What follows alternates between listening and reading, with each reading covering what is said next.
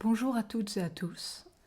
Aujourd'hui, nous analyserons un extrait de Voyage au bout de la nuit, un roman profondément pessimiste, paru pour la première fois en 1932 et écrit par Louis-Ferdinand Destouches, dit Céline, un écrivain et médecin français du XXe siècle. Avant de débuter mon analyse, je tiens à préciser que la numérotation des lignes commence avec l'extrait. Donc, par exemple, la première phrase « Il avait des dents bien mauvaises l'abbé » est à la ligne 1. J'ai trouvé ce système d'annotation plus pratique, étant donné que nous n'avons pas tous forcément les mêmes éditions. J'ai également choisi de mettre des photographies de l'auteur à différents stades de sa vie pour illustrer le thème de la déchéance progressive de l'humain très présent dans l'extrait. Et j'ai aussi inclus certains des dessins que Tardy avait faits sur cet ouvrage.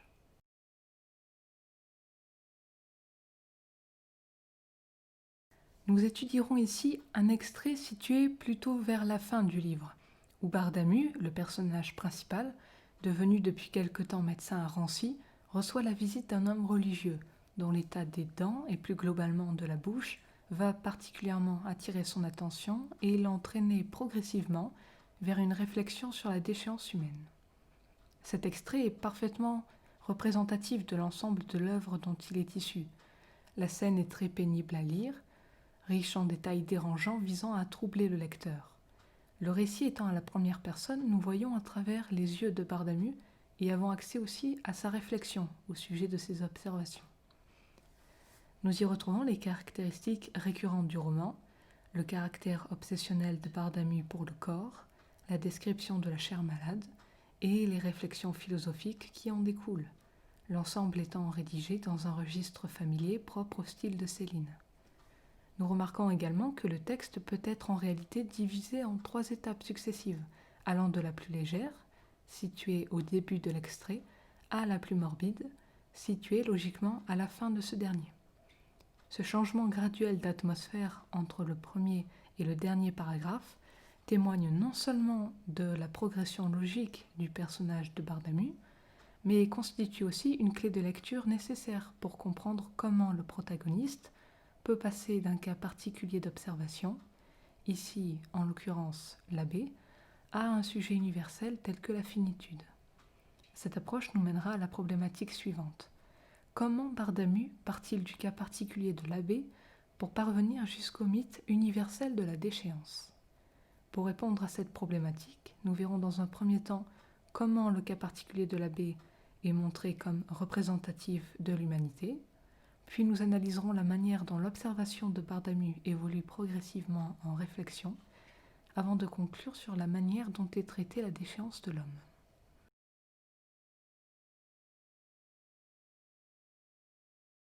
La première étape de cet extrait se situe des lignes 1 à 7. À ce stade, le personnage n'a pas encore entamé de réflexion particulière, mais remarque simplement l'état physique de l'abbé. L'homme d'église est analysé comme un sujet banal, semblable à n'importe quel autre homme. Bardamu lui refuse toute légitimité en le réduisant à une simple caricature de bouche répugnante, et c'est ce mépris, précisément, qui amorce d'emblée l'état d'esprit dans lequel va se déployer le reste du texte.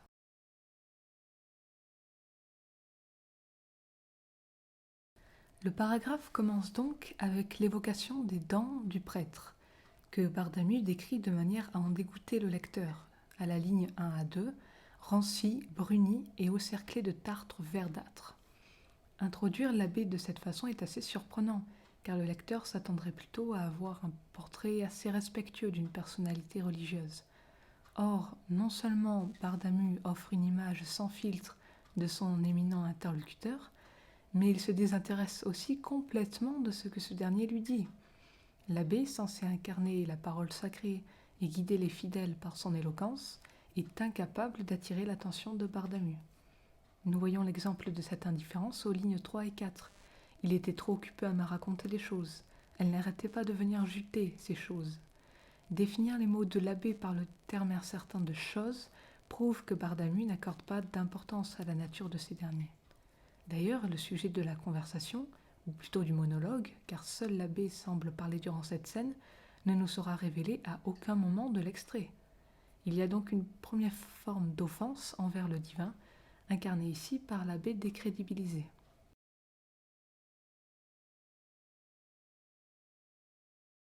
Pour le médecin et l'homme pensif qu'est Bardamu, l'abbé n'est rien d'autre qu'un sujet d'examen assez écœurant.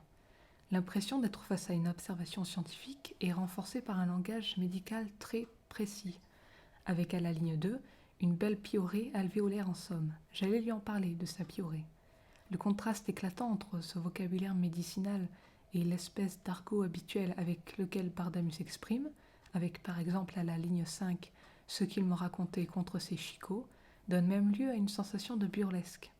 À ce stade, la description physique du prêtre est, comparée au reste de l'extrait, encore assez basique, bien que déjà répugnante. Mais elle suffit pour pousser le lecteur à se demander comment une bouche aussi horrible pourrait être capable de rapporter ou de transmettre des messages divins. Il y a le prélude d'une confrontation entre l'homme de science et l'homme de foi, le matériel et le spirituel. Bardamu prépare en quelque sorte le lecteur à l'humour cruel et aux offenses du divin et de la chair qu'il va développer ensuite. Si ce passage peut paraître déjà comme assez cru, ce n'est en réalité qu'une simple mise en bouche des étapes qui vont suivre.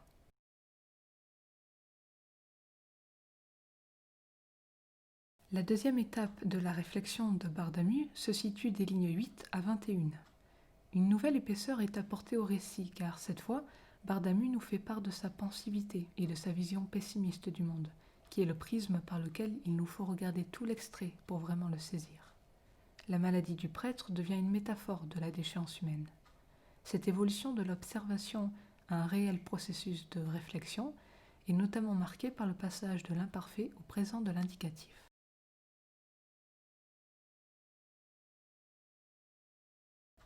Il y a progressivement une confusion entre le particulier et le général.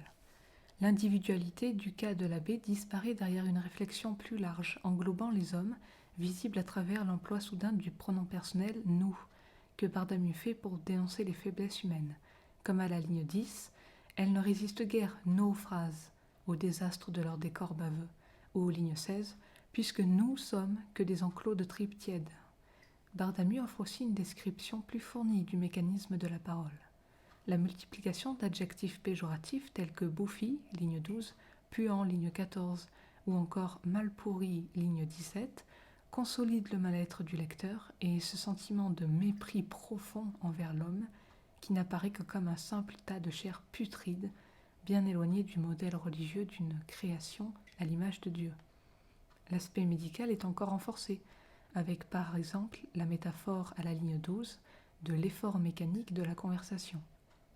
Au-delà de l'aspect purement physique, l'homme est aussi déshumanisé à travers la dénaturation de la parole, qui reste, avec la pensée, la caractéristique censée différencier l'homme de l'animal, comme on peut le voir à la ligne 13, la bouche qui se convulse à siffler pousse toute espèce de son visqueux. De son visqueux. Il n'est même plus question de mots, mais de sortes de borborigmes informes. Une fois un tel portrait de l'humanité en tête, il paraît difficile de pouvoir lui prêter une quelconque vertu spirituelle, comme le rajoute d'ailleurs Bardamu à la ligne 15, avec « Voilà ce qu'on nous adjure de transposer en idéal, c'est difficile ».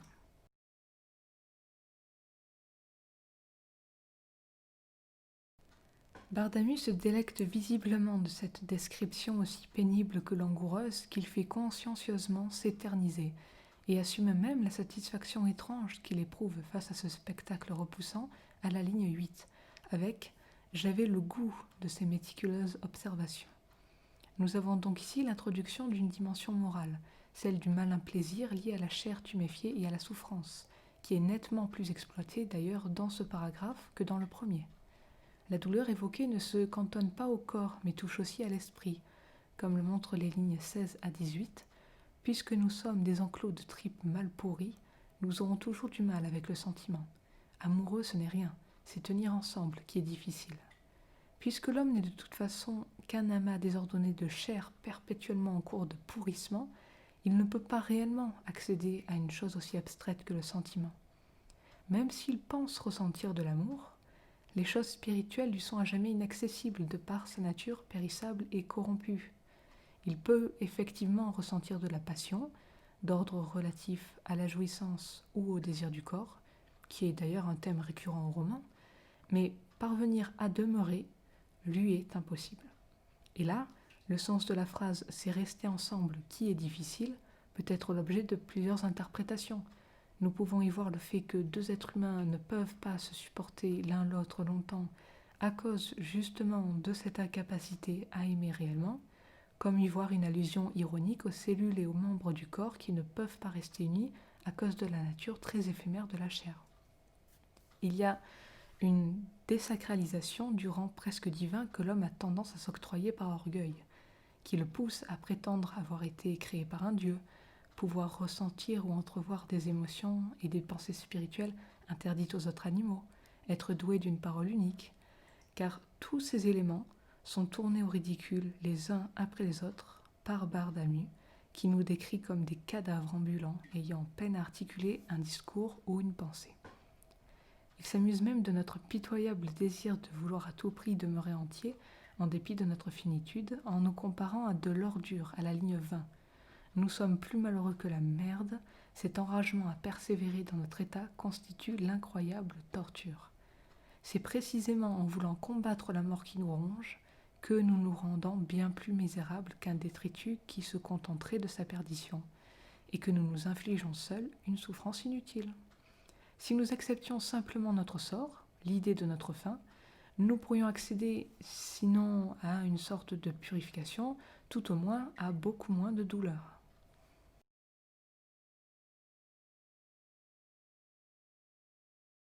En nous remémorant le début de l'extrait, nous réalisons que toute la réflexion existentielle qu'a jusqu'ici menée le personnage principal est uniquement basée sur l'état déplorable des dents d'un vieillard. La situation est ridicule et nous pousse à penser que l'abbé n'est en réalité qu'un prétexte venant à point pour illustrer un raisonnement macabre que Bardamu mûrissait déjà auparavant en réalité. Même si l'abbé avait été plus sain d'esprit et de corps, le protagoniste aurait trouvé un moyen de l'humilier, car c'est avant tout l'homme avec un grand H qu'il déteste et qu'il veut descendre par tous les moyens.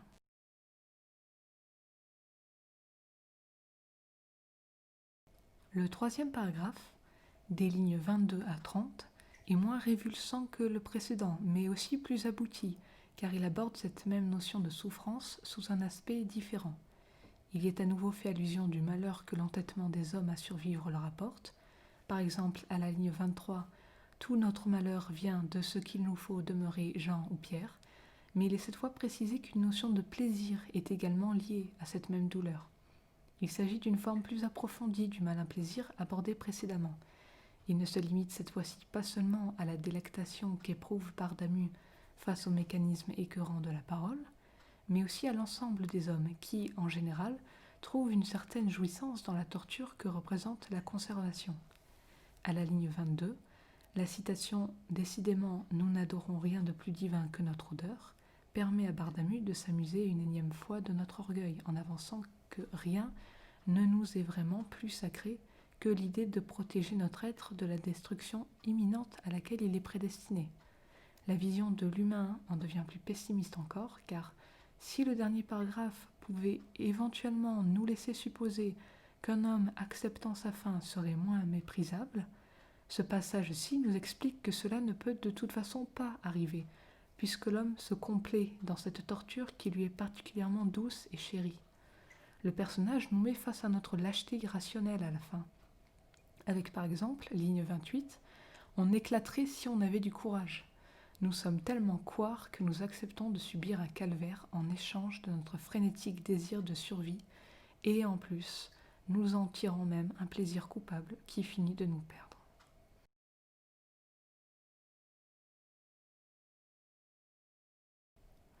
Ce passage constitue en quelque sorte l'apothéose du cheminement pessimiste de Bardamu. Ce dernier épouse son raisonnement jusqu'au paroxysme en abordant la mort d'un point de vue cette fois-ci alchimique.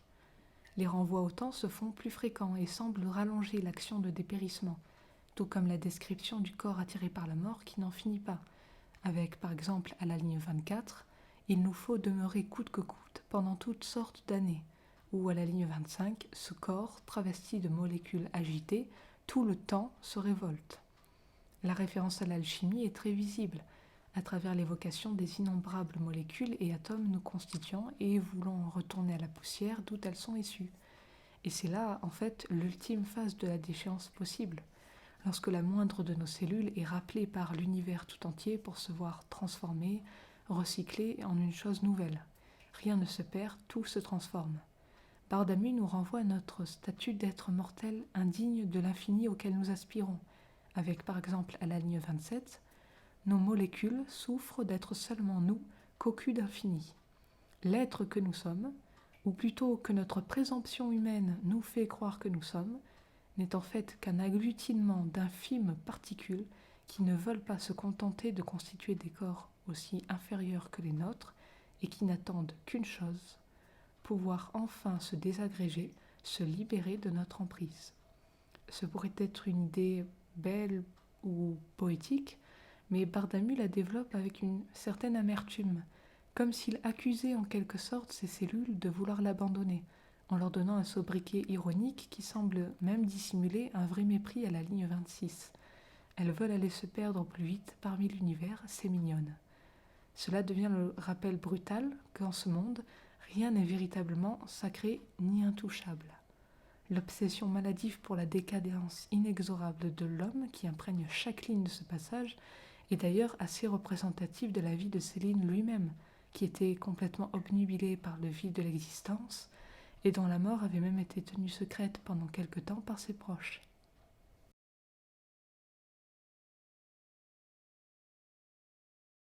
Au fil du récit, il devient de plus en plus difficile de différencier véritablement l'auteur existentialiste de son personnage controversé.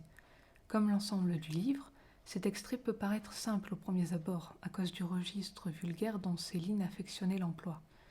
Mais il cache une réflexion profonde et cruelle d'un monde dont Bardamu n'attend plus rien. Pourtant, ce serait une erreur de penser que le héros ne croit plus en rien. En réalité, il ne croit plus qu'en une chose, le mythe de la déchéance. Et c'est précisément cette idée qui rend Bardamu plus pitoyable qu'un homme qui n'aurait plus aucune conviction. Car nous pouvons nous demander, entre un homme sans espoir et un homme qui voue un culte à la pourriture, lequel des deux est encore vraiment vivant. J'ai cessé d'être écrivain, n'est-ce pas, pour devenir un chroniqueur. Alors j'ai mis ma peau sur la table. Parce que n'oubliez pas une chose, c'est que la vraie inspiratrice, c'est la mort. Est-ce que vous avez peur de la mort? Oh putain, maintenant, voyons, ça serait un soulagement. Non, que je serais content quand je mourrai. Voilà, la vérité, c'est que je désire mourir de façon la moins douloureuse possible. Si vous deviez mourir à l'instant, ce qu'à Dieu ne plaise, quelle serait votre dernière pensée? Oh ben, au revoir et merci.